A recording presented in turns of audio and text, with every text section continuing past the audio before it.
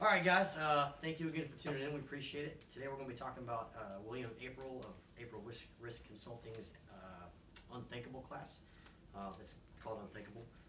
And basically, we took a journey with him to delve into the criminal mind of violent criminals and their thought process, and basically what makes them tick and why they do things, even though we found out sometimes it's just because. So, Adam, what did you think about the class? Fantastic. So I got like a little 2-hour mini one when we did the Hebrew Hogger for Eli, and then ever since that I've been trying to get back in this class. Like, amazing class, did not disappoint at all. Adam's the reason I took this class, and I ended up dragging him along too, because he's been talking about this for like 2 years. Yeah. And finally one popped up that we could all get to, and it worked out pretty well. It's a good road trip too. Yeah, oh, fun times. PM for the deets. What about you? I love the class. The class was excellent. Learned a lot. He's just such a great teacher, and what I really loved about it, most of his case studies weren't stuff he'd read about. It's actual people he interviewed. Yeah. And went to the jail and talked to. And So, a little background on William. He's what he calls himself a mid-career mental health professional. He's dealt a lot with dudes and both on the victim side and on the assaulting side, and got to talk to them. And one of the things I thought was interesting is he talked about how you don't get to just call them crazy. They have specific motivations for why they're doing what they're doing, and there are crazy people that do these things as well, but one group is able to articulate why they did something or to give you some motivation behind it, and the crazy ones, they don't even recognize reality for what it is.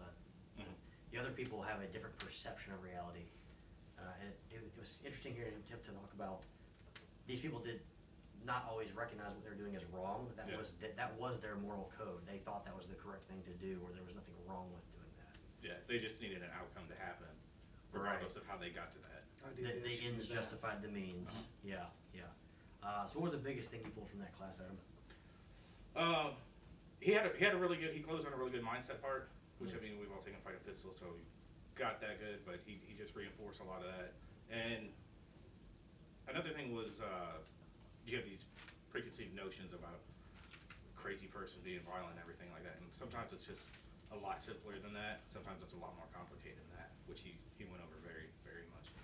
Yeah, absolutely. cleared up a lot of misconceptions. Yeah. Well, and he got more specific in the different types. That was. Yeah. We tend to categorize everybody together, but knowing why they do what they do beforehand can help you. Obviously avoidance is one of the first things you want to do. Avoid the confrontation in the first place, and it'll be something as simple as, well, why'd you shoot them? Well, I needed the car. Yeah. But it's not your car. It doesn't matter. I needed that car. Like the little girl with the bicycle. Right. He just needed it. They showed us a video of this guy was standing outside a gas station. This little girl came outside with an ice cream cone or whatever it was, jumped on her bicycle, and the guy looks around, sees nobody's there, walks over, drills her in the side of the head. She's unconscious on the ground, takes her tiny little Huffy, and beats feet. Because it was raining. Because it was raining. He didn't want to walk in the rain. He wanted to get home faster. Yeah. That was it. So. Means to an end. Yep. That was it. Cool. Why should other folks take this class? Because it's really, it complements our warrior mindset. It goes beyond what we learned, and I don't know, emphasizes why we do what we do. It's just a really good complementary mindset class, and everybody needs to know why these guys do what they do, what makes them tick. Well, it's that, but you also get a lot of indicators on how to deselect yourself. There's a whole lot in there about why they're selecting you for a victim, and why you're being targeted. Well, you can also mitigate that by better awareness, how you move, how you walk, learning what they're looking for. It's just like they're looking at you to see how you walk. They're looking at your waist, what it's doing. Yeah. So this will let you identify all that, so you can tell if somebody's targeting you, and then how to go ahead and avoid that in the first place, which is really good that you don't get in really any other class. The limp or a gimpy leg or some kind of. And it's just like predators looking at the animal that's sick at the back of the herd. It's got a jacked up leg, except this is more of a personality trait thing. They can read your personality based off of that. It's pretty wild. Career victims, where they're victims over and over again because of these tells that they have, such as they walk on like possibly down to genetic code, putting them that way. And if you're that type of person, this would be even more important for you. You constantly find yourself getting hassled by the guy asking for change and stuff. Yep. Mm-hmm. this is gonna help you get rid of those people. Absolutely. And then, okay, at the end of this, he tossed in for us, some, what would he call it? Chaos management or, It's managing unknown contacts. managing unknown contacts, and this was just like we probably spent 45 minutes or an hour doing this. Mhm. If somebody's approaching you, what are the steps you take to get them to stop and hopefully not come any further, and then how, it's basically a civilian escalation of force Mhm. procedure. So we don't have tasers, we don't have the ability to draw a gun on everybody that comes at us swinging necessarily. That was really good. I don't wanna give it away, you need to be there for it. Yep. Definitely ask if he can hang out for that. He'll probably suggest it, I would imagine, but, Icing on that the was cake. cool. Oh, yeah. Mhm. Yeah, that was cool. What's the initial thing you say to somebody approaching from you? How far away are they when you say it? Like, fuck their feelings, you're here for you. Yep. So, all right, Adam, anything you wanna leave them with? Well, it's just a good class. You know, most everybody, what they want to do, the fun shooting classes.